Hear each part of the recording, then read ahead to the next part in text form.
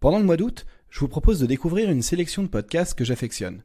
Aujourd'hui, c'est le podcast Circular Métabolisme qui est mis en avant. Circular Métabolisme est le rendez-vous bimensuel qui interviewe des chercheurs et des experts pour mieux comprendre le métabolisme de nos sociétés, ou en d'autres mots, leur consommation de ressources et leurs émissions, mais aussi comment réduire leur impact environnemental d'une manière systémique, juste et contextualisée.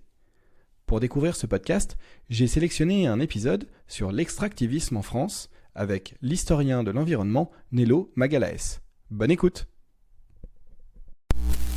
La quantité totale de stock d'artefacts humains sur Terre, le poids total de ce stock est supérieur à la biomasse vivante totale sur Terre. Donc toutes les plantes, tous les animaux réunis ont un poids inférieur au stock, aux artefacts humains.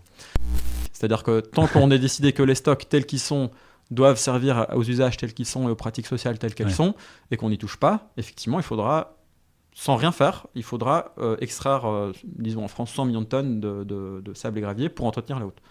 Pour faire 1 mètre d'autoroute, il faut 30 tonnes. 30 tonnes de sable et de gravier pour construire 1 mètre d'autoroute. Alors 1 mètre, alors évidemment c'est large de 20 mètres, hein, mais après en plus il faut du bitume, il faut d'autres choses, mais rien que de sable et de gravier. C'est un peu comme toujours, quoi. On est alarmiste, on a l'impression qu'il n'y en aura plus, et en fait, pour le dire très simplement, aujourd'hui on extrait encore du sable, alors pas en rivière en Île-de-France, parce que c'est interdit, mais du sable sur les bords des rivières d'Île-de-France. Ça se fait encore aujourd'hui. Donc ça va pas, le gisement, alors qu'ils avaient dit en 65 qu'il n'y en aurait plus en 85, ils ont dit en 75 qu'il n'y en aurait plus en 90, ils ont dit en 90 qu'il n'y en aurait plus en 2015, etc. Donc en fait, je pense que ces alarmes, elles servent aussi à contrer les réglementations. À dire attendez, vous allez pas nous rajouter des contraintes réglementaires, alors que déjà il n'y a plus beaucoup de gisements et que si vous voulez qu'on construise, on en a besoin. On a besoin d'un accès au sable et au gravier.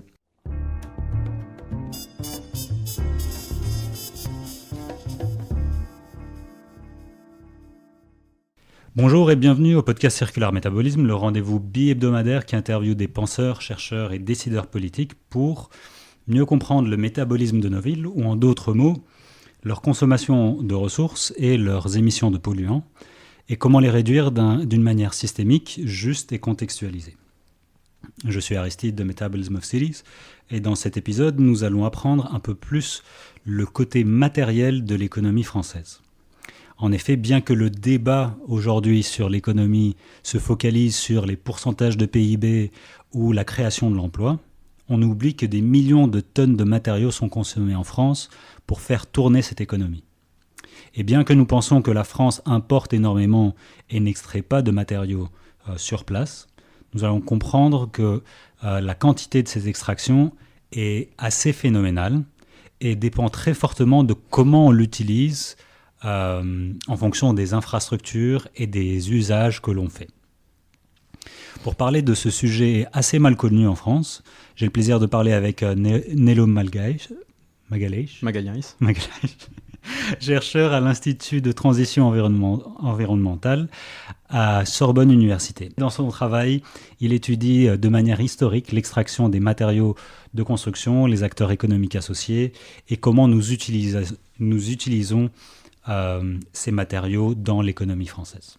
Je vous invite également de continuer la discussion après cet entretien-ci, que ce soit en commentaire ou en envoyant des mails à Nello ou à moi-même, pour continuer ce débat. Voilà, bonjour Nello et bienvenue au podcast. Bonjour, merci pour l'invitation.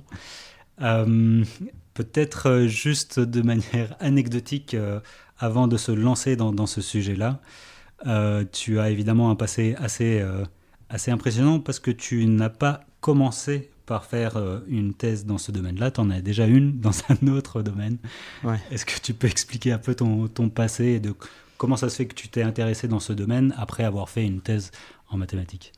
Alors, effectivement, je n'ai pas de formation en sciences sociales ni en histoire. Je suis mathématicien, j'ai fait donc licence, master et thèse en maths à Paris. Et vers la fin de ma thèse en maths, j'en avais marre des maths. Et je m'intéressais beaucoup aux sciences sociales, à l'économie politique en particulier. Et j'ai pu, grâce à l'EHESS, où nous nous trouvons d'ailleurs, intégrer un master de sciences sociales, d'économie politique hétérodoxe, ici à l'EHESS. Je dis j'ai pu parce que l'EHESS accepte en fait des profils comme moi, c'est-à-dire des gens qui ont fait des sciences dures et qui s'intéressent aux sciences sociales. Alors, lors de ce master, en fait, moi je m'intéressais aux questions environnementales et j'étais très très frustré parce que l'économie politique, telle qu'on me la présentait, en fait, traitait des enjeux environnementaux de façon assez abstraite et assez lointaine. Et j'ai découvert les analyses des flux de matière et les questions de métabolisme par différents séminaires, et notamment le séminaire de Christophe Bonneuil et Jean-Baptiste Fressoz, qui a été un peu une épiphanie dans mon parcours. Parce que là, d'un coup, alors que c'était pas un cours d'économie politique, on m'expliquait l'économie avec des enquêtes très précises, avec des acteurs, des institutions et tout un tas de récits que je trouvais absolument passionnants. Donc là, c'est vraiment le virage, disons, c'est ce séminaire-là. Et puis ensuite, donc, je viens de terminer ma thèse avec Jean-Baptiste Fressoz et Thomas Lamarche, mon co-directeur. Voilà, en mélangeant un peu ces approches. Donc voilà, pour faire simple, comment j'en suis venu à ça, mais c'est vrai que c'était pas du tout prévu. Prédestiné. Peut-être qu'on peut s'attaquer du coup au côté matériel de nos économies, comme on en a parlé en introduction. Nous avons différents graphiques à côté de nous, qu'on va essayer de mobiliser de temps en temps pour appuyer un peu tout ce qu'on veut dire. Peut-être qu'on peut commencer par le graphique, par cette paire de graphiques-ci, qui est au fait la consommation de matériaux au niveau mondial, de combien de matériaux on extrait et combien de matériaux on utilise aujourd'hui dans le monde. Je vais partager après ces graphiques également sur Internet, mais vous avez ici cette courbe qui montre la consommation, en tout cas l'extraction des matériaux au niveau mondial. Qu'est-ce qui raconte ce graphe-ci? Oui, alors absolument. Donc ce sont deux graphiques qui n'ont pas été produits par moi, je le précise. Donc bon, dans les deux cas, on voit une courbe assez exponentielle. C'est un classique dans ce domaine, avec une énorme accélération qui commence en 1945. Ce qui est encore plus surprenant, c'est qu'il y a une super méga accélération à partir des années 2000, en fait à partir du moment où la Chine a commencé à extraire vraiment beaucoup de matière. Et donc quand on parle juste de l'extraction mondiale, il n'y a pas de commerce extérieur, c'est toute l'extraction en fait extrait des sols. Et ce qui est frappant, enfin il y a plein de choses qui sont intéressantes, mais le flux le plus important, c'est le flux de matériaux de construction. En fait, et alors si on regarde en part relative, c'est-à-dire en pourcentage du total, ce flux-là augmente aussi dans le temps. Donc pour le dire autrement, la plus grande part de l'extraction mondiale en fait consiste en des matériaux de construction qui restent là où la biomasse et les énergies fossiles en fait à un moment se dissipent, on va dire. C'est le flux de matériaux de construction reste. Parce qu'on les mange et parce qu'on les brûle. Absolument. Ouais. Voilà. Et le bois pourrit à un moment. Donc, en tout cas, dans les analyses des flux de matière, c'est considéré comme dissipé au bout d'un an. Alors que ces flux-là, alors bon, les métaux sont tout petits sur le flux, alors qu'ils sont importants, mais on pourra en discuter. Mais sur les flux de matériaux de construction, c'est quelque chose d'assez perturbant. Et c'est ce que montre le second graphique. Donc, en gros, pour donner un ordre de grandeur, ça paraît très abstrait, on pourrait essayer de donner un peu de substance à ces chiffres, mais en gros, aujourd'hui, on a 100 gigatonnes par an d'extraction mondiale. En fait, c'est facile de retenir 100, donc c'est un chiffre qu'on peut retenir. 100 milliards de tonnes, si vous ne savez pas ce qu'est un gigatonne. Voilà, absolument. 100 milliards de tonnes chaque année. En France, c'est... alors, ça dépend... Bon, on reviendra plus tard. Ça dépend si on fait empreinte matérielle ou pas, mais c'est autour de 1 quelque chose. Alors, le deuxième graphique, alors là, c'est une modélisation, parce qu'on voit que la courbe elle est toute lisse, donc c'est pas possible que ce soit des données historiques. Celui-là présente les stocks, et précisément les stocks de matière en fait ont augmenté plus vite que les flux de matière. Alors ça s'explique parce que... Attends, dis-nous peut-être c'est quoi un stock comparé à un flux d'extraction, ouais. Oui, alors donc le stock, c'est un terme qui est utilisé dans ces études-là pour en fait décrire tout le bâti mondial. Donc absolument tout, donc les bâtiments, les grandes infrastructures, mais aussi les machines en fait, tout ce qui peut être donc en métal, en matériaux de construction divers. Donc logement, bureau, enfin tout le stock. Alors, parfois, ils utilisent d'autres mots comme artefact humain, comme capital fixe aussi, c'est un terme qui est utilisé par quelques économistes. Stock, ça résume un peu tout ça, donc c'est tout le bâti. Ce stock-là donc, a augmenté encore plus vite. Il a augmenté en un siècle, un peu plus d'un siècle, ça a été augmenté par 23, alors que les flux d'extraction par 12. Donc c'est aussi une courbe assez alarmante et qui nous dit quelque chose du monde de l'économie moderne. Et pour donner un ordre de grandeur de ce stock, c'est aussi facile parce que le chiffre, pour le coup, est assez rond aussi. Donc c'est approximatif, évidemment. C'est environ 1000 milliards. En fait, c'est 1100 ou quelque chose comme ça.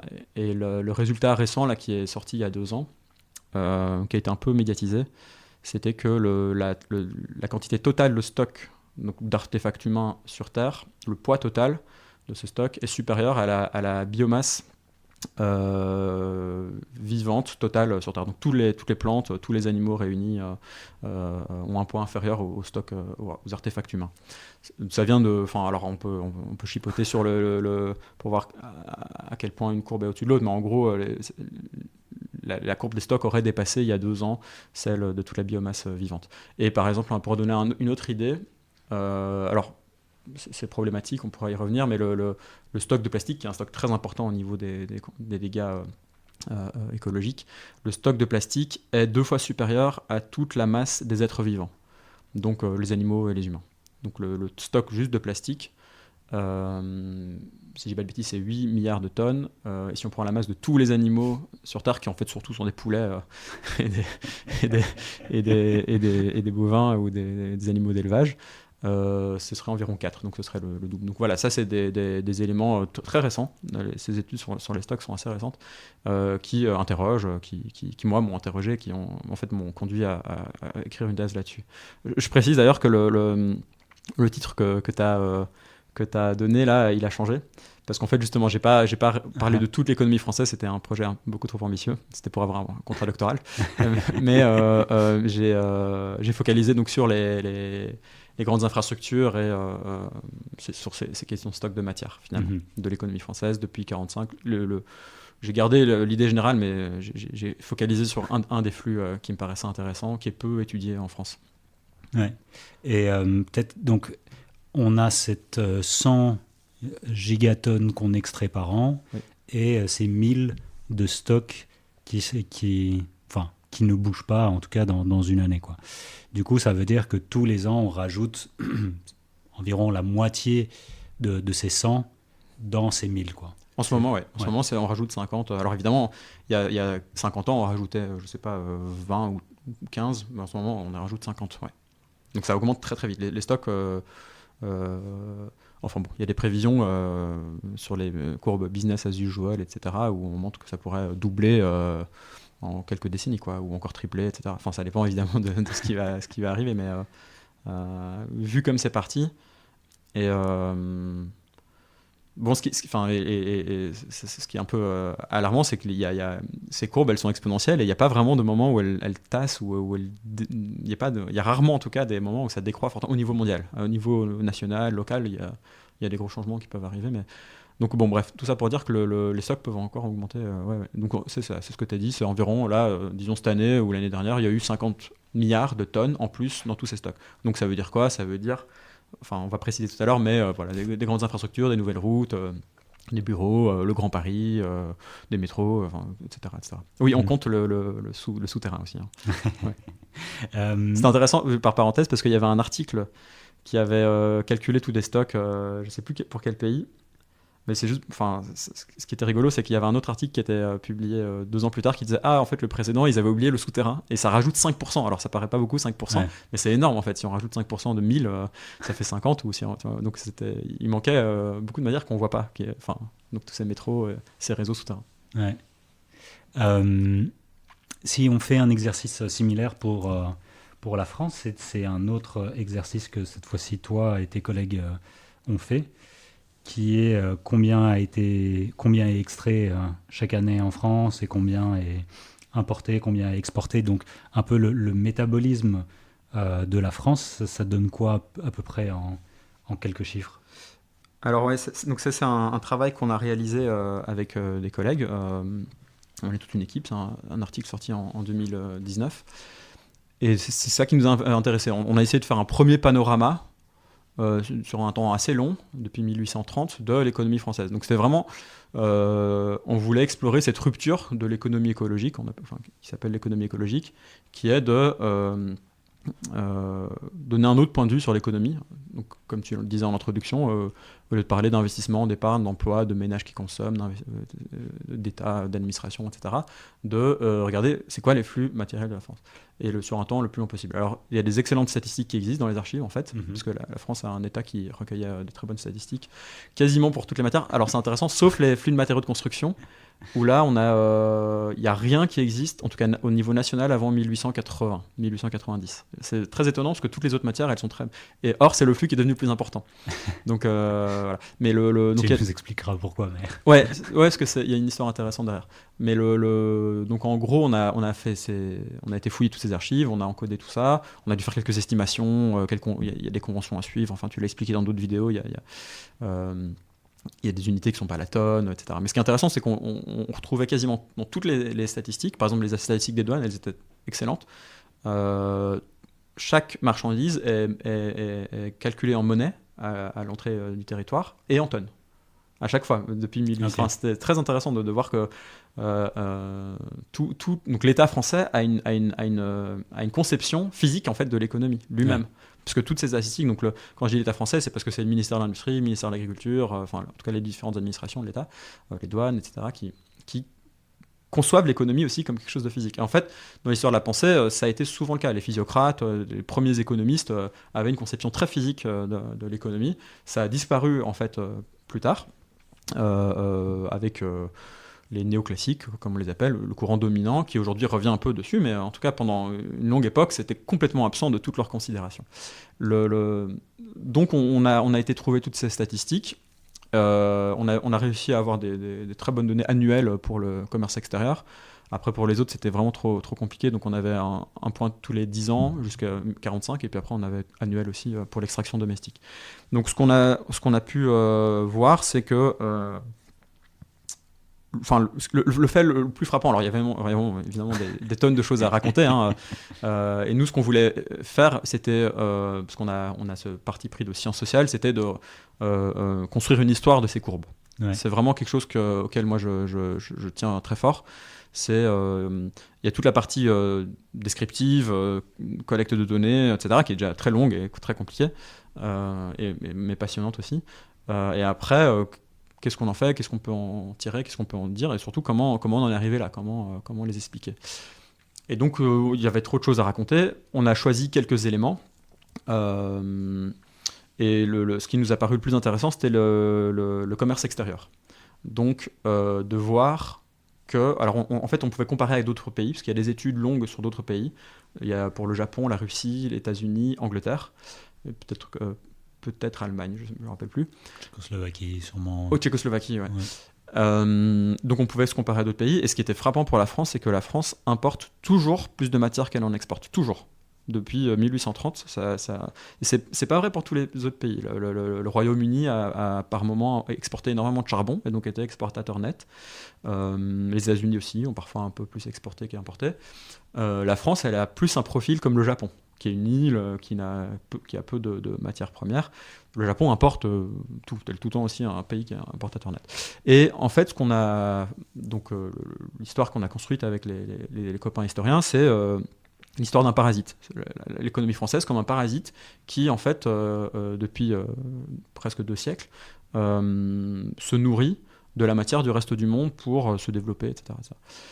Donc voilà, c'est un point de vue qui marche pas pour tous les pays riches. C'est un point de vue qui paraît banal, mais encore une fois, c'est pas vrai pour l'Australie, c'est pas vrai pour le Canada, c'est pas vrai, qui sont des pays très extractifs. Ouais. Enfin, qui sont surtout très exportateurs, quoi. Très exportateurs. Donc voilà, c'était. Alors après, il y a plein d'autres choses à raconter. On peut voir des transformations intéressantes, y compris au sein du commerce extérieur, les énormes importations de pétrole, qui sont le fait majeur du commerce extérieur. Mais il y a des plus petits flux qui sont intéressants aussi. Par exemple, on voit très bien quand la France devient exportateur net de biomasse. C'est-à-dire en fait la France, grande puissance agricole, qui en fait a été importatrice de biomasse jusqu'aux années 50-60. Et à partir de ce moment-là, il y a des bouleversements importants dans l'agriculture, mécanisation, des intrants divers et variés. Et la France se spécialise dans l'exportation de produits agricoles. C'est le seul type de matière où la France est exportatrice nette aujourd'hui. Sinon, pour tout le reste, la France dépend du reste du monde. Pour toutes les matières, la France, en termes nets. Parce qu'évidemment qu'elle exporte des produits métalliques et d'autres choses, mais en termes... Donc ça, c'était un des enseignements de cet article. On racontait plein d'autres choses, mais ça nous semblait... c'est un premier article, première présentation physique de l'économie française qui demande à être complétée. C'est ce que j'essaie de faire dans d'autres travaux, de compléter ce premier. Il y aurait d'autres choses à raconter, enfin sur les métaux, par exemple. La France a longtemps extrait du minerai de fer de son territoire, très longtemps, avait une grosse entreprise... industrie sidérurgique, etc. Et tout ça, on voit en fait. Donc, on voit. Ce qui est intéressant, c'est qu'on voit des mouvements profonds de l'économie par tous ces flux de matière. Et donc, l'autre fait majeur. Donc, disons que si on peut dire, c'est très réducteur, encore une fois, mais si on devait caractériser en 2 points l'économie française du point de vue matériel, on dirait le commerce extérieur, encore une fois. Importateur net tout le temps, et beaucoup plus importateur que d'autres pays par habitant. Par exemple, les États-Unis importent beaucoup aussi, mais la France importe par habitant 2 fois plus aujourd'hui, environ 2 fois plus par habitant. Donc là, on est à environ 5 tonnes par personne d'importation. 5-6, ouais, je crois. 5-6, et on exporte 3, plus ou moins, la moitié. Voilà, ouais. Et les exportations ont tendance à baisser, et après, on pourra en parler l'instant d'après. Il faudrait regarder ça en empreinte matérielle. C'est-à-dire que là, en fait, pour l'instant, je parle que des flux tels qu'ils sont mesurés aux douanes. Donc, un ordinateur tel qu'on le pèse, évidemment, c'est pas ça qu'on fait, mais aux douanes. Il faudrait intégrer toute la matière qui est intégrée... mobilisée sur toute la chaîne de valeur. Absolument, absolument, pour construire cet ordinateur. Donc l'autre grand fait matériel, c'est l'extraction domestique. Encore une fois, donc là on retrouve la première courbe de l'extraction mondiale, c'est donc l'extraction de sable et gravier en France. Et ça, moi j'étais très ignorant, et c'était le fait massif, c'est en France. En France, en gros, on a 2 extractions aujourd'hui, c'est de la biomasse et des flux matériaux de construction. En France, on n'extrait plus d'énergie fossile et on n'extrait plus de métaux, à part quelques toutes petites extractions. Mais donc ça, c'était l'autre fait majeur qui moi m'a beaucoup intéressé par la suite. Donc de dire que, comment dire, de dire à un économiste le fait majeur de l'économie française depuis 1945, c'est sable et gravier, voilà, c'est quelque chose. Alors c'est provoquant, c'est ridicule comme ça, mais ça interpelle. Moi, en tout cas, ça m'a interpellé d'essayer de construire quelque chose là-dessus. Mais je pense que c'est assez important, oui, si on donne également quelques valeurs sur l'extraction. On arrive à entre du 15 tonnes par personne par an, jusqu'à aujourd'hui, ça a diminué. Le moment du pic était dans les années 70, on va en parler plus tard. Et aujourd'hui, on retrouve plus ou moins du 10 tonnes par personne. Et plus de la moitié, c'est du sable, du gravier, etc. Donc ça reste quand même... On extrait quasi autant de sable et de gravier que tout ce qu'on importe, par exemple. C'est ça. Ouais, ouais, absolument. C'est une bonne façon de présenter. Ouais. Ouais. Donc ça reste quand même, je veux dire, le centre de notre économie, en termes de masse, reste tout ce qui est sable, gravier, le monde de la construction, en gros.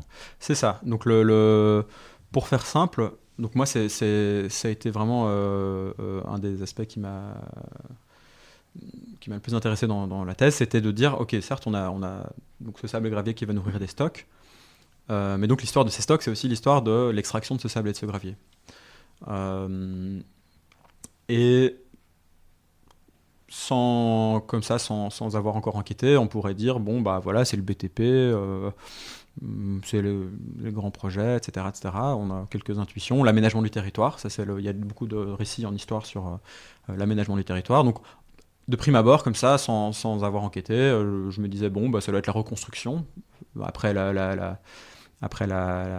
Seconde Guerre mondiale, on sait qu'il a fallu reconstruire énormément de logements abîmés, etc. Et après, je me suis dit, bon, ça doit être l'aménagement.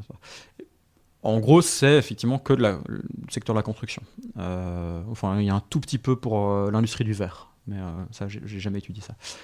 Et quand on regarde, alors sur le temps long, ça va varier en fait. Ça peut aller à certains moments. Alors, j'avais aussi cet a priori là que c'était du béton, que du béton. C'est faux en fait. Alors évidemment, c'est beaucoup de béton, hein, clairement. C'est énorme. Pendant une longue période, c'est 60%, 50% qui va vers le béton. Mais aujourd'hui, par exemple, c'est que 25-27%. Donc aujourd'hui, l'extraction de sable et gravier, ça reste beaucoup, donc c'est un quart qui va pour le béton. Mais le reste ne va pas pour le béton. Donc c'est d'autres types. Ça m'interrogeait beaucoup. Je me disais, tiens, mais moi je pensais que sable et gravier et béton.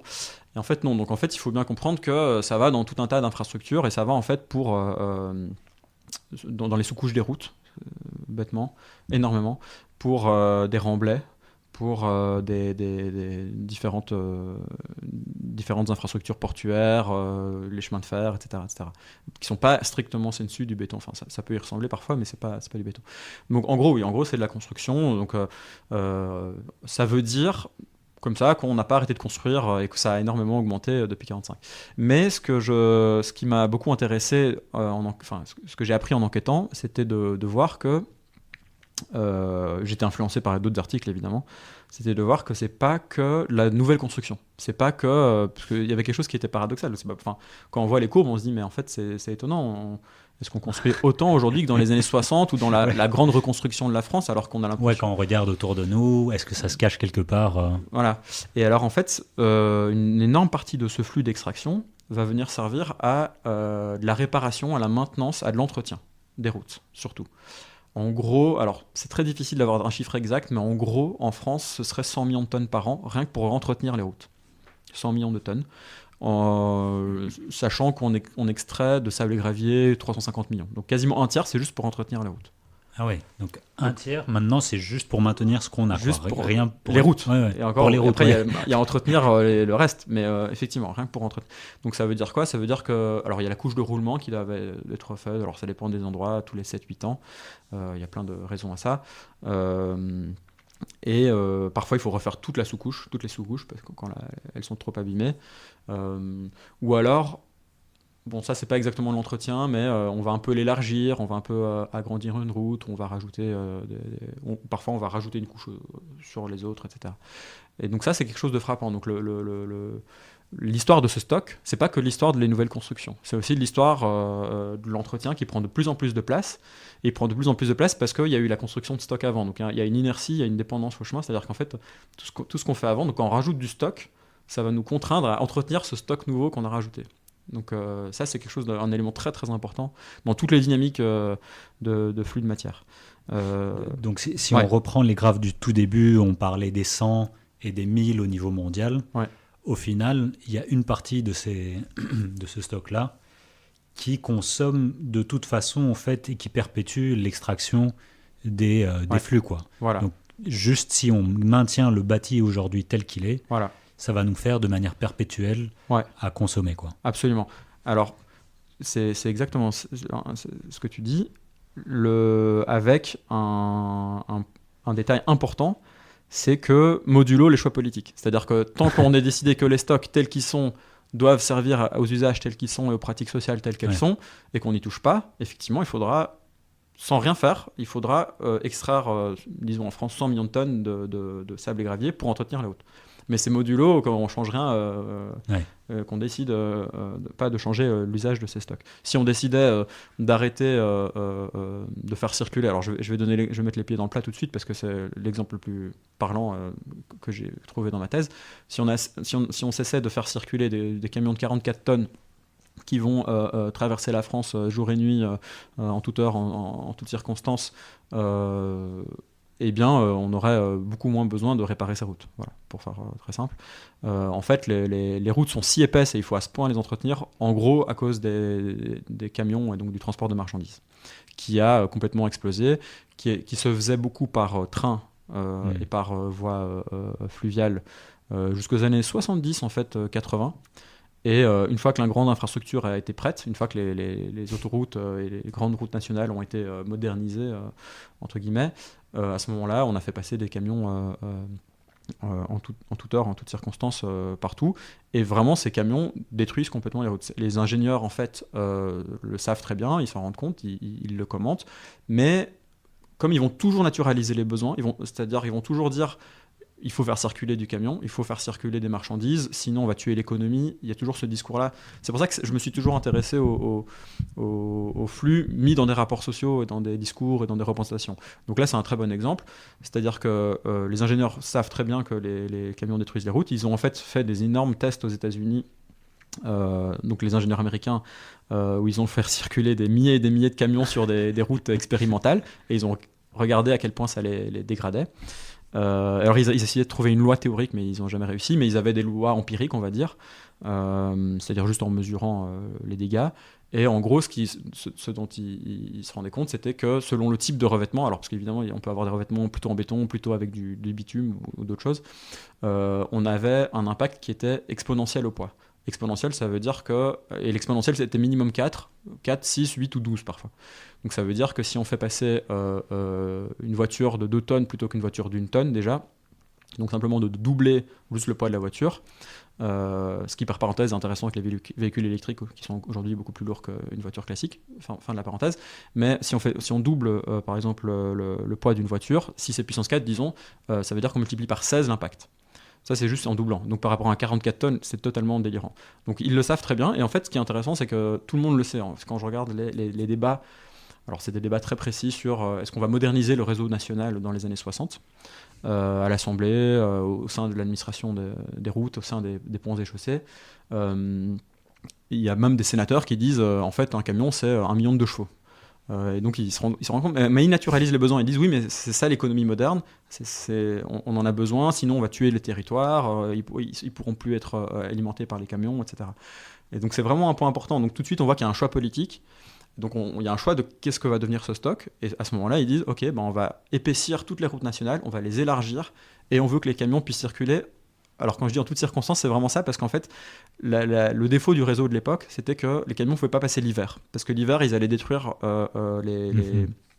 les routes, parce que les routes absorbent l'eau, le gel, enfin, elles absorbent, après avoir absorbé l'eau, elles gèlent, et ça détruisait les routes lors de périodes de gel et dégel. Bref, donc en fait, tout simplement, ils mettaient des barrières de dégel, ils appellent ça. Ils disaient aux camions, vous ne pouvez pas circuler dans tous ces espaces-là l'hiver, et ensuite vous pouvez circuler. Mais ça, c'était devenu inacceptable. Donc vous voyez, tu vois, c'est une norme sociale qui change, quoi. C'est vraiment de dire, non, c'est plus possible, on doit avoir du camion au mois de février qui traverse, donc des gros camions qui traversent et qui viennent dans le nord et dans l'est de la France, typiquement. Donc voilà, donc ça c'est un des grands enseignements, je trouve, sur ces questions stock, c'est de voir que le stock croît, donc on extrait pour maintenir, entretenir, épaissir, élargir, approfondir, parfois, alors c'est le type de flux, mais des grandes infrastructures. Ouais. Donc ça c'est le tiers, tu disais, de l'extraction des matériaux de construction vont vers le maintien et la réparation des routes. Les 2 autres tiers, ils sont là pour faire quoi, par exemple ? Alors, en gros, c'est les logements et puis les autres grandes infrastructures, lignes de chemin de fer, Grand Paris, voilà, le béton des autres grandes infrastructures qui consomment aussi beaucoup. Dans l'ensemble, c'est ça. Alors, il y a eu des époques où c'était autre chose. Il y a eu des époques où c'était des barrages, des centrales nucléaires. Enfin, tout ça demande beaucoup à chaque fois de sable et de gravier. Mais aujourd'hui, disons... aujourd'hui, en fait, en tout cas, en région parisienne, c'est Grand Paris qui est, à mon avis, supérieur aux routes. Alors, ça, c'est intéressant aussi. J'en parle parce que ton podcast s'appelle Métabolisme urbain, surtout. Et là, en fait, c'est rigolo parce que moi, j'ai une perspective non urbaine complètement sur les stocks. Alors, du coup, c'est juste une autre vision.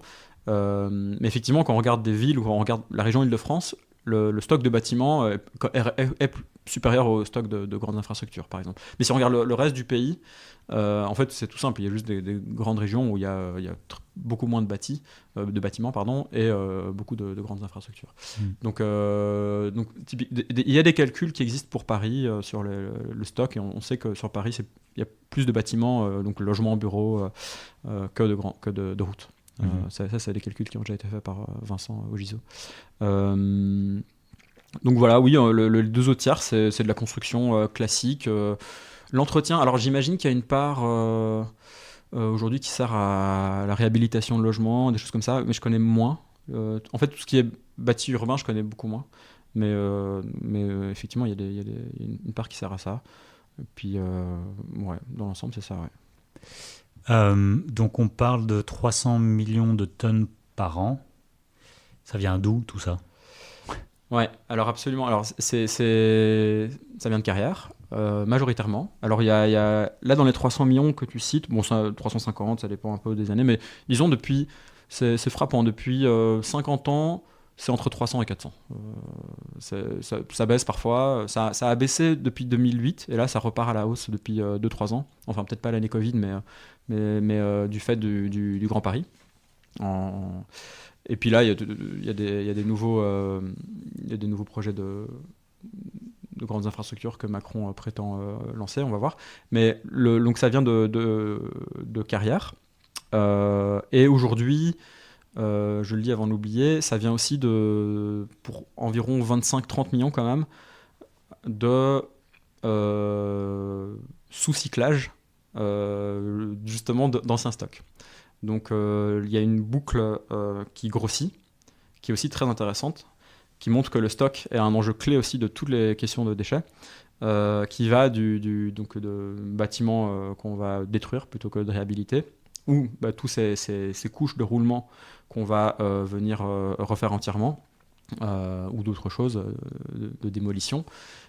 Qui avoisine les 25 millions. En fait, on va venir concasser jusqu'à faire du petit gravier avec ces déchets. Et en fait,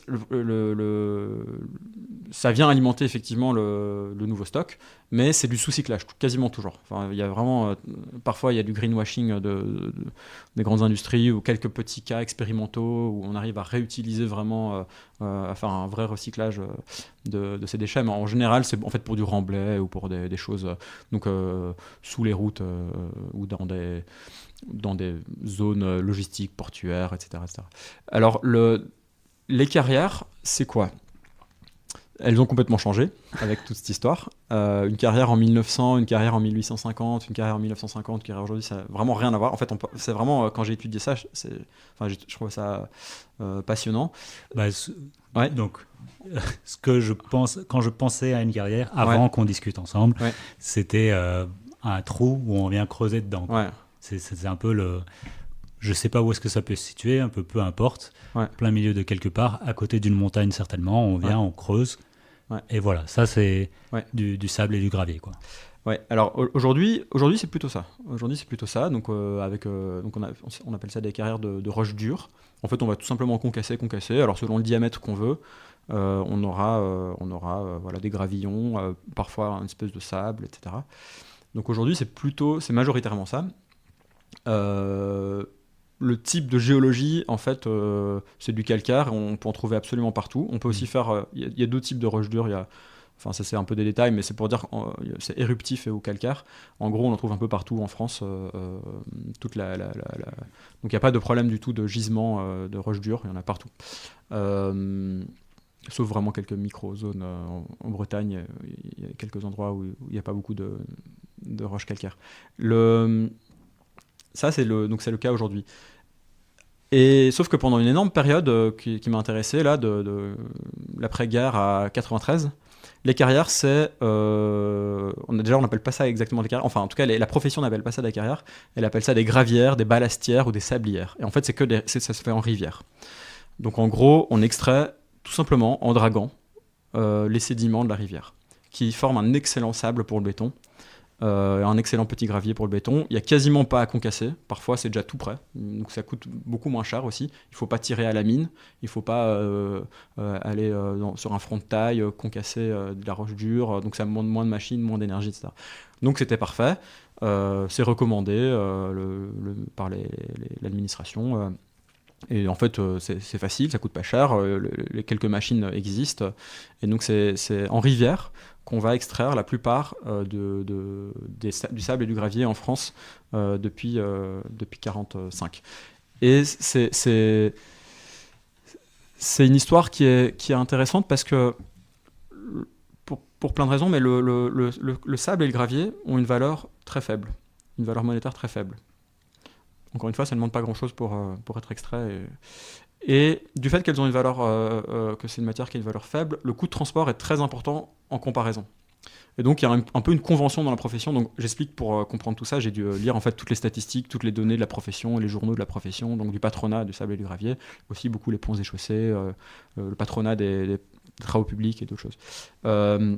Et la profession a une convention, et je dis que c'est vraiment une convention parce qu'ils ne le prouvent jamais, mais c'est toujours répété, c'est quelque chose qui est répété pendant des décennies au point de devenir une vérité. Ils disent transporter du sable et du gravier, ça fait transporter sur 30 km, ça fait doubler le prix. Donc c'est plus intéressant d'aller au-delà de 50 km ou 60 km, c'est pas intéressant de transporter du sable et du gravier. C'est comme ça, on ne sait pas qui dit ça, on ne sait pas si c'est vrai. C'est le patronat. Alors, on ne sait pas si c'est vrai, alors on ne savait pas si c'est vrai, mais j'ai trouvé une enquête, alors j'ai vraiment fouillé beaucoup, il y a une chercheuse qui a fait un calcul pour voir, mais alors elle fait sur une seule carrière, donc c'est pas représentatif, etc. Et elle trouvait que c'était moins important que ce qu'eux prétendaient. Il me semble que ça augmentait de 40% après 30 km, alors qu'eux disaient que ça doublait, donc c'était pas... Enfin, bref. Mais ce qu'il faut retenir là-dedans, c'est que dans l'idée, ce qu'il faut retenir, c'est que il peut y avoir des carrières partout et ça peut être rentable. En fait, il doit y avoir des carrières partout pour que ce soit rentable. Enfin, en gros, la cartographie des carrières en France, c'est assez uniforme. Relativement. Parce que justement, comme on va aller en rivière, en fait, ça va aller suivre les rivières. Mais il peut y avoir des points tous les 20-30 km sur une rivière, ou même plus rapprochés que ça.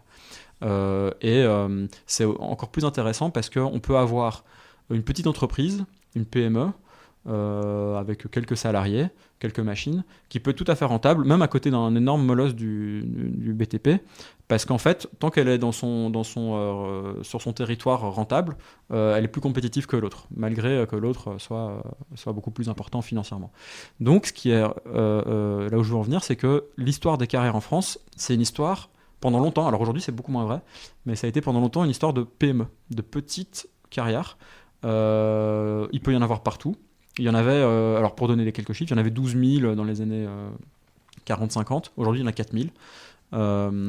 Mais il y a eu une énorme concentration malgré tout. Donc aujourd'hui, il y a les très grandes multinationales du BTP qui ont toutes, en fait, elles ont des filières, elles ont en général une filière entière. Elles ont les carrières le sable et gravier, du ciment, des camions pour transporter ça.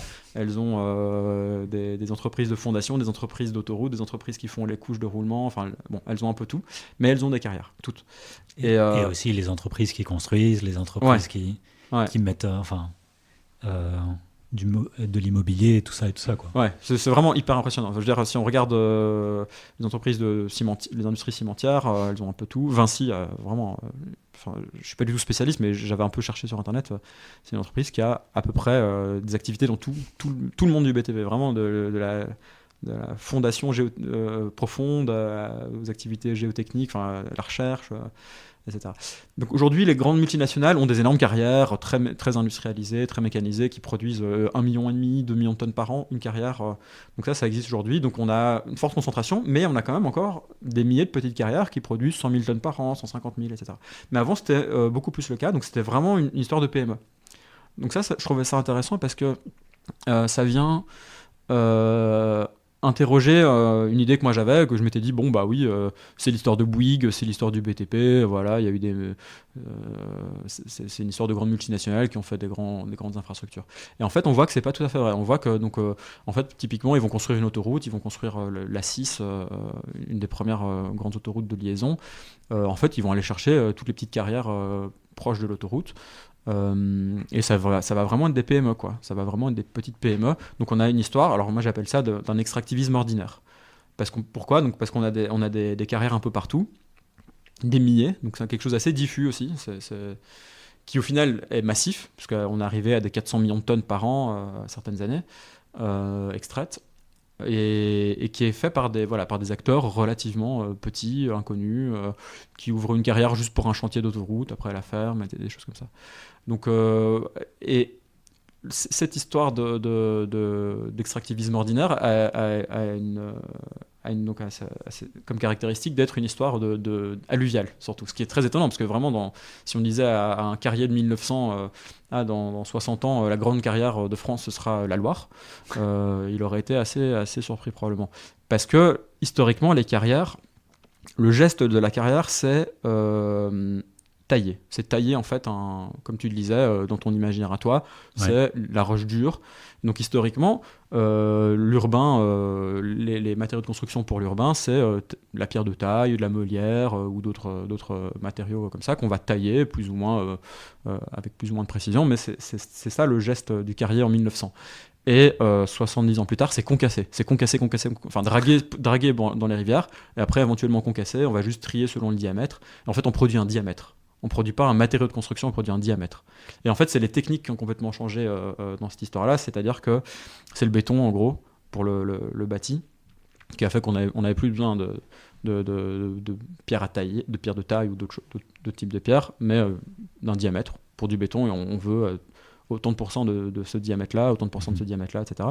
Et les techniques de construction routière qui ont aussi complètement changé. C'est-à-dire qu'à des époques, on avait quand même des gros cailloux, on appelait ça en dessous absolument, des routes, ouais, absolument, on avait des gros cailloux en dessous des routes. Et ça a complètement changé aussi. À un moment, ils ont compris en fait qu'ils pouvaient faire une sorte de technique du béton sous les routes aussi, c'est-à-dire prendre des petits gravillons et rigidifier ça avec un certain type de liant, genre ciment, mais c'est pas exactement du ciment. Et donc à ce moment-là, et pour les travaux publics et pour le bâtiment, concasser suffisait. Et était l'opération qui était devenue reine. Donc on a vraiment un bouleversement très très important des carrières. Et alors, ça a pris fin, cette histoire-là, en tout cas alluviale, parce que en fait, tout simplement, on a saccagé les rivières en France. Alluviale, c'est rivière. Rivière, ouais. Ouais. Souvent d'ailleurs on va dans les statistiques ils vont parler de sable et gravier, ou alors ils vont parler de matériaux alluvionnaires, etc. Et en fait on a vraiment, ils ont, parce que nous on n'a rien fait, mais saccagé les rivières, c'est-à-dire que c'est tellement facile, il y a des grands chantiers partout dans les années 60 particulièrement. C'est vraiment quelque chose qui commence dans les débuts des années 60. Disons qu'on pourrait se dire que de 45 à fin des années 50, effectivement, il y a la reconstruction. On voit la courbe, elle augmente un peu, enfin quand même, elle double, il me semble. Mais après, elle va quadrupler presque en 15 ans. Quadrupler, donc, alors qu'on était déjà à un niveau jamais vu, on va dire.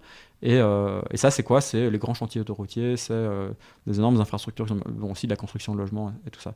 Et dans les années 60, ça a posé problème, le saccage des rivières, parce qu'il y a eu en fait tout un tas d'acteurs qui ont dit, qui ont protesté. Il y a eu des luttes, il y a eu des habitants qui ont protesté, il y a eu des élus qui ont protesté, il y a eu des pêcheurs qui ont protesté.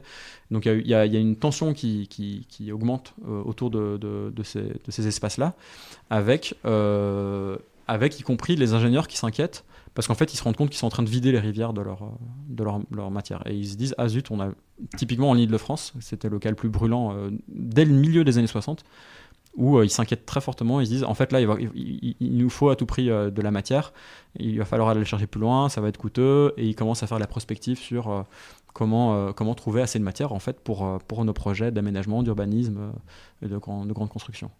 Mais avant ça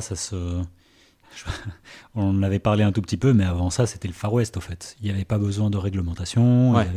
il n'y avait aucune limitation sur combien on extrait. Enfin, l'extraction n'était pas du tout contrôlée, que ce soit par la loi ou que ce soit par la pollution ou autre, quoi.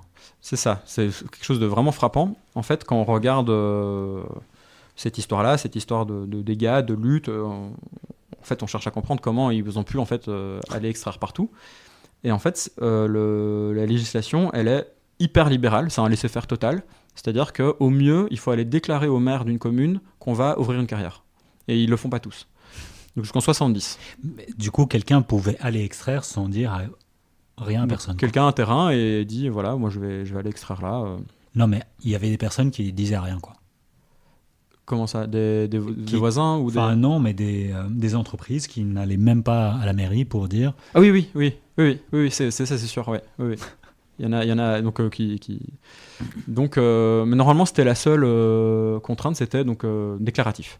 Je déclare que j'ouvre une carrière. Au revoir monsieur le maire.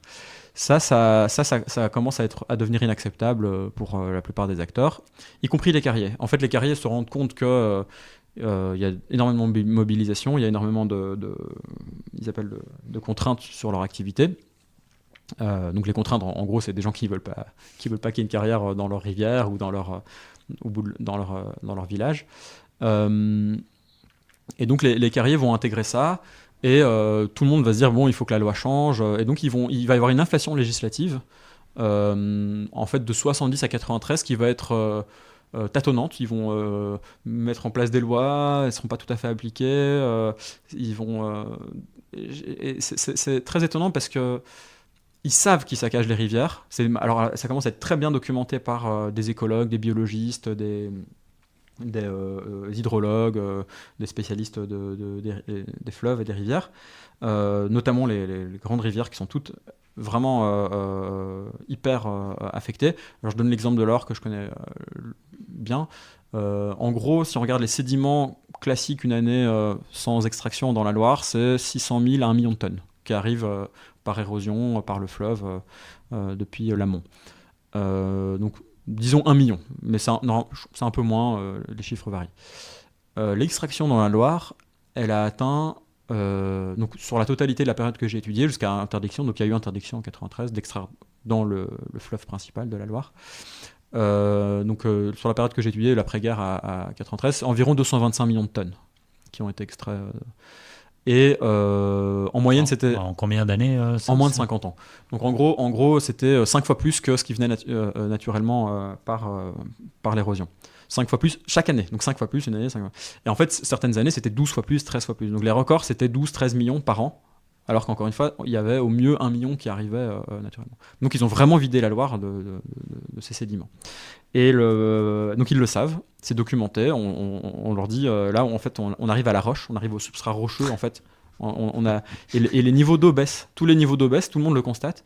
Le niveau d'eau peut baisser, alors ça dépend des endroits, 1 mètre, parfois c'est 2 mètres, en quelques années. Quelques décennies, ça dépend des rivières. Les petites rivières de montagne sont très affectées aussi. Il y a des énormes alarmes sur Isère, Drac, etc. Et donc, il y a ces protestations, on est conscient des dégâts, les carriers sont conscients, l'administration est consciente, les ponts et chaussées, donc tout le monde dit il faut faire quelque chose, on va mettre des lois en place. Et donc les premières lois, c'est de dire mais non, il faudrait une autorisation du préfet pour ouvrir une carrière. En fait, si on regarde les courbes, ça ne change pas grand-chose. La courbe continue à augmenter. Après, ils disent oui, il faudra faire de la concertation. Alors effectivement, il y a une petite concertation avec des associations locales et des choses comme ça. Il faudra et il faudra surtout, alors ça c'est l'enjeu principal, remettre en état. Parce qu'en fait, ils voient qu'une des grandes demandes de tous les opposants, c'est que à la fin de la période d'extraction, l'espace soit remis en état d'une certaine façon. Parce qu'en fait, il y a énormément de plaintes pour dire mais c'est dégueulasse, vous avez laissé des centaines de carrières dans un état déplorable qui viennent des déchetteries et donc ça, on n'en veut plus. Et donc ils vont prendre ça sérieusement, ils vont se dire c'est vrai, donc ça va petit à petit devenir des obligations, la remise en état, donc études d'impact, remise en état, réaménagement. Et finalement, ça va marcher. Ça, c'est vraiment, je pense, un des dispositifs qui va marcher, en tout cas, pour faire accepter l'extractivisme. Parce que du coup, les courbes ne vont pas baisser. C'est ça qui est fou. C'est que ça va, y compris dans les rivières, ouais. C'est vraiment impressionnant. Donc, Ouais, peut-être qu'on peut montrer ton graphe d'extraction de granulats. Ouais. C'est vrai que c'est le graphe d'en haut. On voit que depuis les années 60, plus ou moins, ça fait que augmenter. Là, c'est un plateau. Voilà, il y a un plateau. Ouais. Il y a un plateau, des petites variations, mais il n'y a pas de baisse véritable. Même en rivière, il n'y a pas de véritable baisse de l'extraction. Donc c'est quelque chose d'étonnant. On se dit, mais ils mettent en place plein de lois, hein, il y a vraiment plein de choses, de la concertation, des choses comme ça. Mais en fait, ça fait que accompagner, légitimer l'extractivisme, et ça fait jamais baisser le niveau d'extraction. Et en fait, ça s'explique très simplement, c'est que, encore une fois, ils veulent bien discuter, ils veulent bien remettre en état, ils veulent bien faire des études d'impact, faire des épais dossiers pour demander une autorisation. Mais c'est toujours soumis aux besoins. Et tant qu'en fait ils disent oui, mais on doit bien répondre aux besoins. Il faut répondre aux besoins en matière. Et donc en fait c'est le verrou. C'est de dire on va planifier même au niveau départemental le nombre de carrières qu'on va ouvrir, on va regarder comment elles vont être mises en état, etc. Mais il faut quand même satisfaire nos besoins. Et donc c'est vraiment en fait qui parle de ces besoins-là, qui mentionne ça. Est-ce que c'est les carriers? Est-ce que c'est le gouvernement? Est-ce que qui arbitre sur ça? Un peu tous, hein. Les carriers ils s'en servent parce que pour eux ça les arrange. Ils disaient oui, mais enfin vous voulez 1 million de tonnes, pour qu'on vous les donne, il faut bien qu'on ouvre une carrière. Donc mais c'est surtout les différents gouvernements, les administrations. En fait c'est quelque chose, c'est dans tous les débats, c'est un peu le grand absent. C'est-à-dire qu'en fait ils le discutent même pas. C'est oui, on en a besoin parce qu'on va faire l'autoroute, on a besoin de matière. Enfin donc il y a une sorte d'évidence parce qu'évidemment, mais c'est propre à leur activité. Ils vont pas remettre en cause le fait qu'on va construire des autoroutes ou des routes ou d'autres choses. Enfin, c'est pas donc ça se comprend. Je veux dire, moi, je me mets à leur place et voilà, c'est leur métier. Ils essaient de trouver de la matière, ils essaient de faire en sorte que ça se passe bien. Et donc, quand même, en 93, ils vont interdire l'extraction en rivière.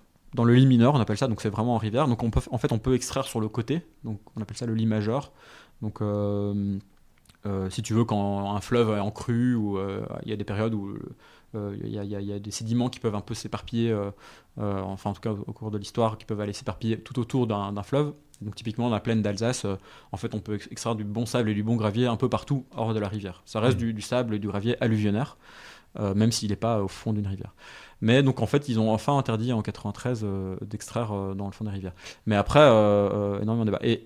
Et au niveau agrégé national, en fait c'est juste que la roche dure a pris le relais.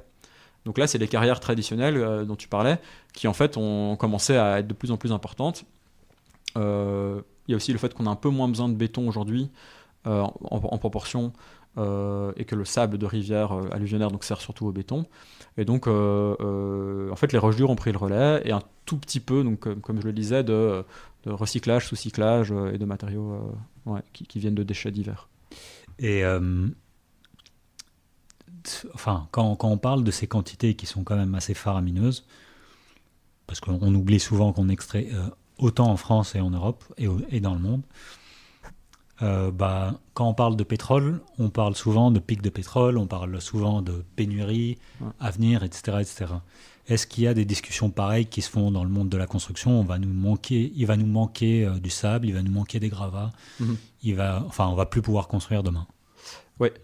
Alors, moi, je peux donner un chiffre parce que je ne l'ai pas encore donné. Donc, au total, l'extraction de sable et gravier en France, c'est de 48, j'ai pris 48, 47, je ne sais plus. Enfin, mais de toute façon, c'est l'ordre de grandeur qui va nous intéresser.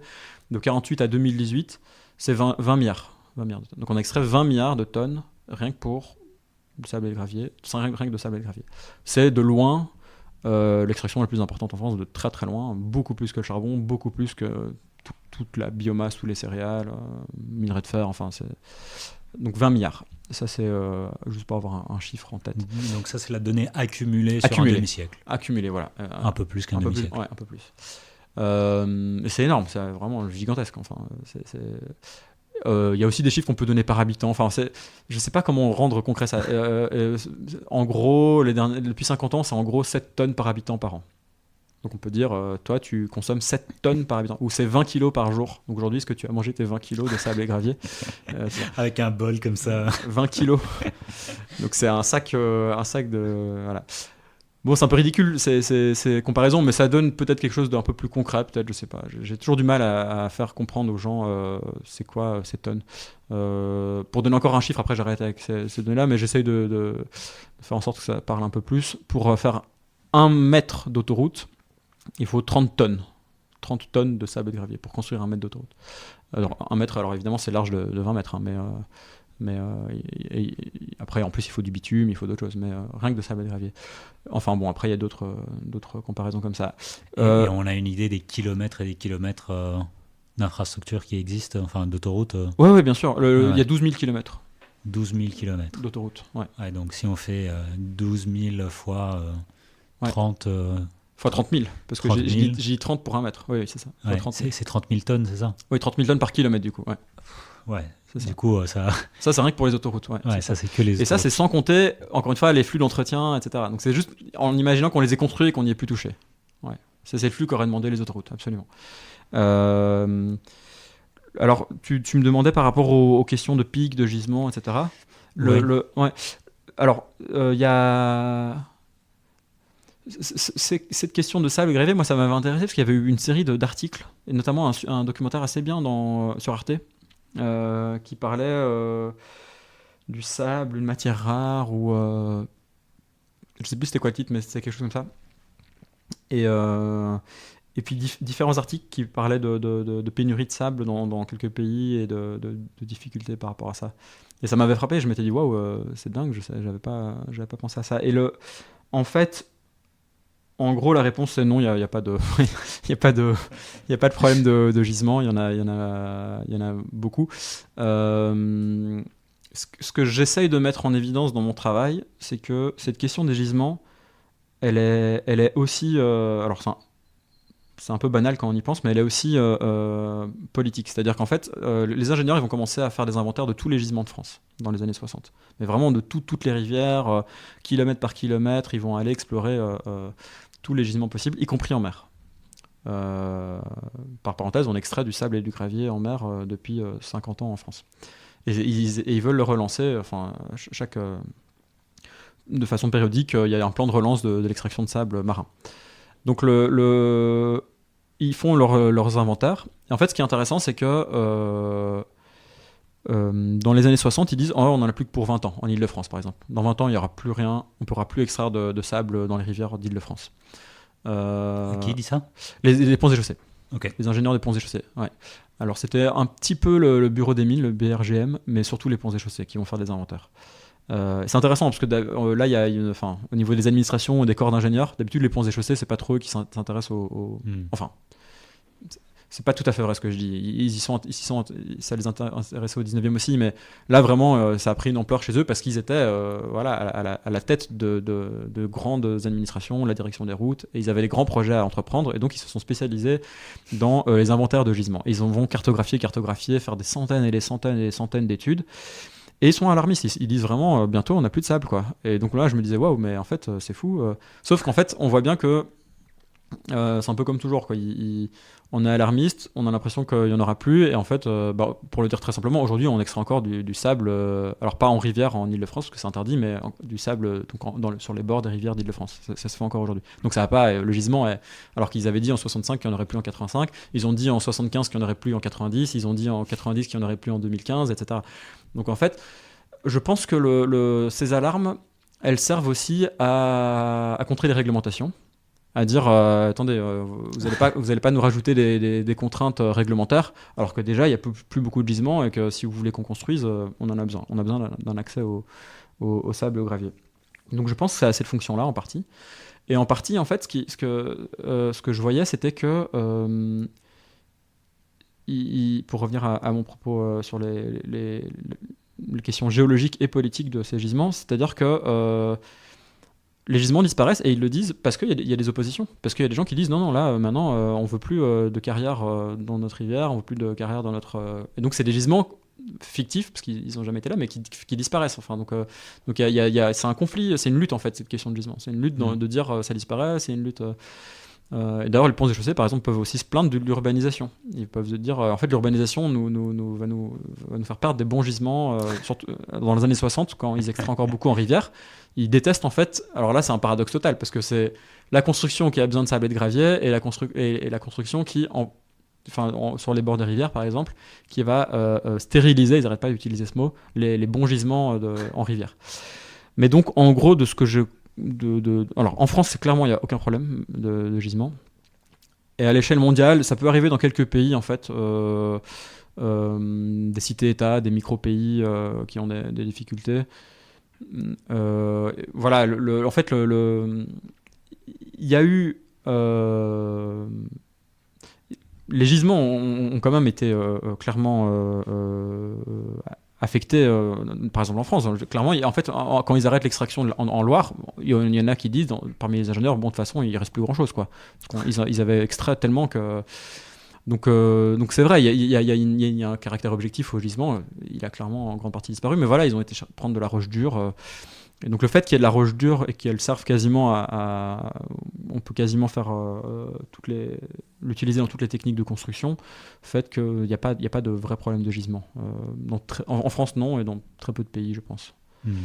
La question c'est ça, la question aujourd'hui, donc souvent le patronat des carrières publie un livre blanc ou publie des prospectives, etc. Et ils vont encore dire attention, là, plus de réglementation, si vous voulez qu'on vous donne du sable et du gravier pour vos chantiers, il faut arrêter avec les réglementations. Les gisements, ça m'énuise, ça va être de plus en plus compliqué. Mais voilà, il faut bien comprendre que, en fait, c'est parce qu'ils ont effectivement des difficultés à ouvrir de nouvelles carrières, ils ont effectivement des difficultés à maintenir leur niveau élevé d'extraction. Mais géologiquement, en tout cas en France, il n'y a pas de problème de gisement. C'est un peu un mauvais signe, entre guillemets. J'en parlais avec Jean-Baptiste tout à l'heure. La même chose avec l'énergie. Malheureusement, on a un problème de surabondance plutôt que je pense de aussi. pénurie. Enfin, voilà, on a trop de charbon et on a trop de limites de pétrole en ce moment. Bon, évidemment, rappelons, pas tous et pas de manière égale. Peut-être comment on peut utiliser toutes ces connaissances pour essayer de mobiliser ces connaissances. Parce que pour le moment, on sait combien on consomme, on sait où est-ce que ça se situe, on sait un peu l'utilisation, qui utilise quel stock, etc., et quel stock utilise quel flux. Mais est-ce qu'on peut prendre ce triptyque entre les flux de la construction, les stocks et puis le service, ou comment on utilise ce stock-là, comment on pourrait utiliser ce triangle-là pour mieux gérer au fait la ressource dans le futur? Alors il y a des études là-dessus, et le message général c'est de dire, mais c'est un message assez technique mais qui est déjà intéressant, c'est de dire en fait il faudrait faire garder le minimum de stock qui propose le maximum de services, qui permettent le maximum de services. Et de nouveau, alors c'est là que moi je reviens avec ma question des besoins, c'est-à-dire que, et donc avec des choix politiques à faire, les services, oui, mais lesquels? Et donc c'est de nouveau, de quel service a-t-on besoin? Et voilà, donc là il y a des questions là-dessus qui sont extrêmement intéressantes, parce que effectivement, alors pour dire les choses trivialement, les stocks sont insupportables. Tu veux dire quoi par stocks sont insupportables? Les stocks sont insupportables au sens où, comme on l'a dit tout à l'heure, en fait, rien que leur entretien, rien que la maintenance, et rien que demande tellement d'extraction et tellement d'énergie aussi. J'en ai pas parlé, mais en gros, j'avais lu une étude qui montrait qu'à l'échelle mondiale, un tiers de l'énergie totale, alors c'est tout le stock, c'est pas que les grandes infrastructures, un tiers de l'énergie totale sert au stock. Et les 2 tiers du reste de l'énergie mondiale, c'est les stocks c'est l'utilisation des stocks. En gros, un tiers de l'énergie mondiale sert au stock, ça veut dire le chauffage des bâtiments, la maintenance des bâtiments et tout choses comme ça. Donc rien que le stock, voilà, son utilisation. Et après, les deux autres tiers, c'est, je sais pas, la voiture qui roule sur l'infrastructure. Ça, c'est un type d'usage du stock. Donc ces stocks sont insupportables en ce sens qu'ils demandent une extraction énorme, une énergie énorme, etc. Rien que pour se maintenir dans le temps. Ce que montrent les articles là, c'est ce qu'ils proposent en gros, donc ils disent plutôt que de parler que de flux, on peut parler de stock, et il faudrait en fait baisser le stock. Alors, moi, je trouve ça un peu embêtant parce que c'est très abstrait, baisser le stock, mais quel stock on parle, etc. Alors, ils affinent un peu et disent oui, il faut penser, comme tu l'as introduit, les stocks en lien avec des services, moi je dirais avec des pratiques sociales ou en lien avec des besoins et des choses comme ça. Et donc là, on pourrait avoir un truc plus fin, effectivement, dire tel type de stock sert à tel type de besoin. On décide que ces besoins-là. Donc de façon démocratique, on décide que ces besoins-là sont inattaquables. Donc ce type de stock-là, je sais pas moi, les réseaux d'égouts, les réseaux... donc ça c'est du stock aussi, les canalisations diverses. Et après, il y a des stocks, voilà, je sais pas, les énormes aéroports, les énormes... qui vont de pair avec des services et des usages. Et qui sont liés à certains types de classes sociales. Parfois c'est très clair. Parfois, il y a des stocks qui servent, je caricature, mais qu'à les classes bourgeoises. Et donc, je sais pas, les aéroports de jet privé, enfin, je sais pas si ça existe, mais les trucs comme ça, c'est pas pour toutes les classes sociales. Et donc là, voilà, il y aurait la question des besoins, de dire bon, mais ce type de stock-là, on peut plus l'entretenir, on cesse de l'utiliser, et donc on cesse de le réparer. Donc c'est des questions qui sont intéressantes que eux amènent dans le débat. Voilà, moi j'insisterais pour relier ça à la question des besoins et comment démocratiquement on peut décider de besoins et de faire attention aux... En fait, il faut déjà penser que ce sera pas un débat technique, ce sera pas il y aura des conflits d'intérêts. Je veux dire, il y a des classes sociales qui ont intérêt à certains stocks, pour le dire un peu bêtement. Alors, elles y voient pas forcément d'intérêt, mais je sais pas, elles ont des actions en bourse, elles ont des actions, elles ont des bénéfices parce qu'elles travaillent dans les grands groupes. Donc, enfin, il y aura forcément un choix politique qui sera un enjeu de lutte et qui opposera des groupes avec des intérêts divergents. Donc voilà, après moi j'ai pas de proposition parce que c'est une question hyper complexe, mais c'est ça une piste de réflexion qui est intéressante, ouais, sur ces stocks. Typiquement, pour revenir à mon travail, enfin, on peut dire beaucoup de choses à partir de mon enquête, mais au niveau macro, disons quelque chose de vraiment hyper important pour les dynamiques des flux de matière en France. Si on veut prendre un truc, un facteur macro, c'est le libre-échange. C'est le commerce extérieur. Et en fait, c'est intéressant parce qu'on relie on relie le premier travail dont j'ai parlé, où je parlais des flux de matière du commerce extérieur, en disant que la France avait été une économie parasite. Mais à un moment, ces flux de matière, il faut qu'ils circulent par quelque part, et donc il faut qu'ils circulent par des ports, et aujourd'hui par des camions. Et donc en fait, on a là tout un réseau énorme qui demande des flux gigantesques de matière et d'énergie pour être entretenu, réparé, etc. Je peux rajouter à ça, dans ce commerce extérieur, les grands ports que j'ai cités quelques fois, qui demandent en fait une extraction permanente, un dragage permanent, rien que pour accueillir les grands navires, qui ont en fait un tirant d'eau, donc de 22 ou 23 mètres, 24 mètres, 25 mètres, ça dépend, des super pétroliers 300 000 tonnes, des super minéraliers, des super tankers. Et donc en fait, donc rien que pour entretenir les ports, rien que pour les ports fonctionnent, c'est un peu comme pour les routes dans l'idée, et ça a un peu évolué pareil du fait du commerce extérieur. Rien que pour le fonctionnement des ports, il faut 40 à 50 millions de mètres cubes de terre par an qui sont dragués et qui sont jetés au large en fait, à 95%. Ça forme des petites collines d'ailleurs sous l'eau, au large du Havre, c'est incroyable. Donc là on a un nœud, un verrou énorme. Moi j'ai pas de solution, mais je le vois très clairement. C'est-à-dire que ça changerait tout de dire on arrête de faire circuler, d'importer des marchandises de n'importe où tout le temps. Et de nouveau c'est la question des besoins. De quoi on a besoin ? Est-ce qu'on veut faire transiter tout le temps des camions qui traversent la France ? Est-ce que voilà, donc ça c'est à mon avis des questions importantes qui sont solidaires de choix politiques et qui sont très très complexes. Mais voilà, moi c'est un des points que j'ai vu. Bon, il y a l'automobilité qui est un classique aussi, toute l'infrastructure pour l'automobile, et qui par parenthèse, comme je le montre, est extrêmement coûteuse en flux d'énergie.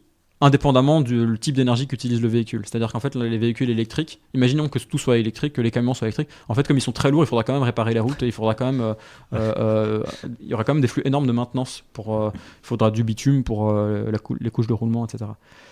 Fin de la parenthèse sur les véhicules électriques, mais ça montre que l'infrastructure, elle a un coût propre qui est indépendant du... Je veux dire, il n'y aura pas de automobilité verte tant que l'infrastructure devra être réparée de façon incessante. Et donc voilà, l'automobilité, le libre-échange. Et le libre-échange, il est inscrit de longue date. Donc il y a eu le marché commun, il y a eu des grands choix qui ont été faits. Aujourd'hui, on le sait bien, on importe tout. Comme je l'ai dit, tout a été externalisé, la production de à peu près tous les biens qu'il y a dans cette pièce. Donc ça, c'est un choix aussi politique énorme qui en tout cas, si on veut observer un jour d'autres courbes métaboliques, demande à être interrogé. Ouais.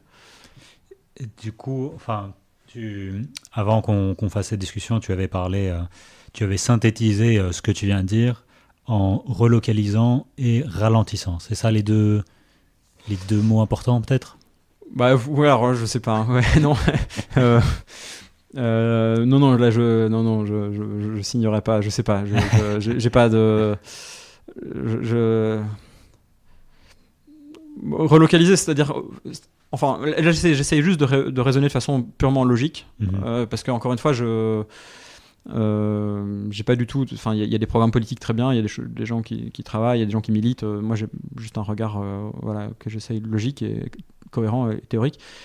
D'un point de vue purement logique, si on décide que le libre-échange c'est fini ou qu'on va faire complètement autre chose, qu'on va arrêter qu'on veut plus des gigantesques navires qui arrivent dans les grands ports français, qu'on veut plus de gigantesques tankers, qu'on veut plus des milliers et des milliers de camions qui circulent sur la route et qui détruisent la route, etc. De facto, je pense qu'il faudra relocaliser, mais ouais. Enfin, ça me paraît. Si on produit plus ailleurs, il faudra produire et donc effectivement avoir des flux qui seraient plus locaux, qui seraient transportés moins loin, et des choses comme ça. Ouais. Ça me paraît logique. Après, je sais pas comment on fait, etc. Ça, c'est une question extrêmement complexe. Ouais, c'est ça que je dirais sur le relocaliser. Et sur le ralentir ? Le ralentir à quel... Je pense que tu en parlais justement pour les routes et sur l'automobilité quand on avait parlé. Ah oui. Je sais pas quand j'en ai parlé, mais il y a une chose dans le ralentir, c'est dans la conception des infrastructures, c'est ça ? J'imagine que c'était par rapport à ça, oui. Ouais, alors bon, c'est un peu moins important, mais enfin, c'est de nouveau un choix politique qui devient technique, qui devient métabolique. C'est-à-dire qu'en fait, quand ils décident de grands projets d'infrastructure, et quand ils décident d'une vitesse, par exemple, ils décident à un moment, donc 140 km/h par heure sur les autoroutes, ou quand ils décident donc ligne à grande vitesse à 200, puis à 300, etc. Ça change absolument tout au niveau métabolique. C'est-à-dire qu'en fait, il faut des trajets, des tracés qui passent, qui aient des courbes très particulières, des pentes très particulières.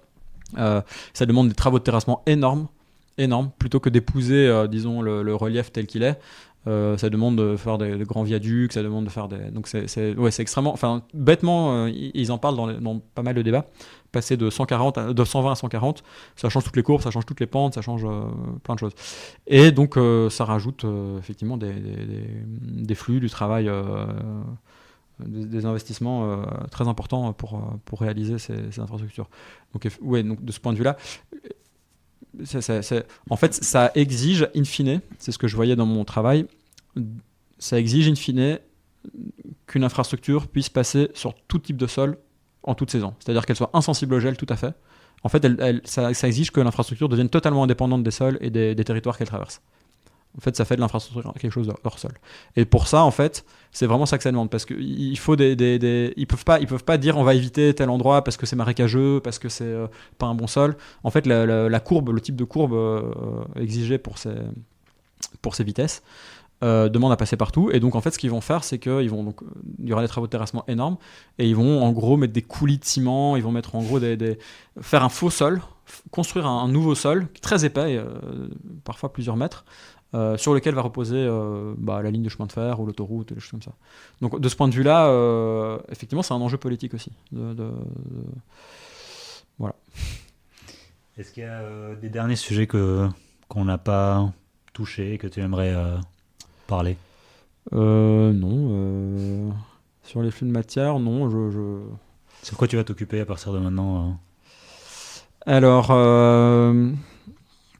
je vais continuer à travailler sur ces questions de stock, probablement. J'aimerais bien avoir quelques idées, des pratiques sociales qui sont associées, avoir quelques quantifications de quelques types de stocks, essayer de peut-être focaliser, j'aimerais bien peut-être focaliser sur les ports, par exemple, c'est quelque chose qui m'a beaucoup intéressé et que j'ai pas pu approfondir. Métabolisme des ports, alors il y a toute une littérature que tu connais probablement, peut-être avancer un peu là-dedans. Voilà, j'ai pas mal d'idées. On verra lesquelles je mets en priorité.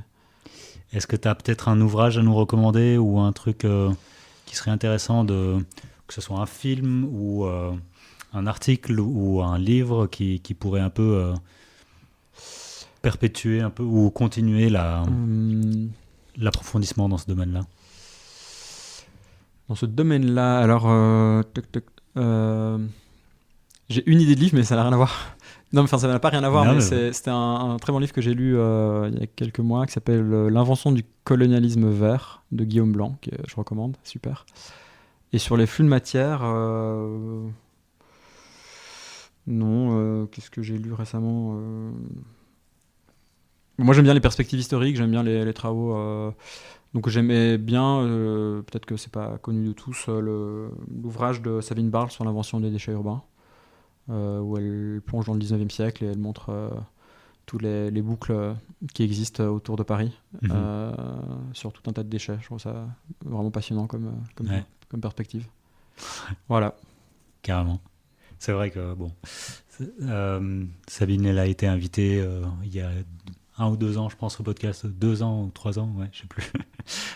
Donc, malheureusement, on n'a pas parlé de ce sujet-là, mais voilà, ça reste toujours passionnant. N'hésitez pas aussi de regarder sur Internet, vous allez trouver des vidéos de Sabine expliquant tous ces domaines-là. Voilà, merci beaucoup Nello. Merci à toi. Merci également à vous toutes et tous d'avoir écouté ou regardé jusqu'au bout. Si vous avez d'autres questions, s'il y a des choses qui vous ont marqué aujourd'hui, n'hésitez pas à nous les partager, que ce soit en commentaire, que ce soit en mail. Et puis on vous dit à dans 2 semaines pour une autre conversation. Merci. Merci.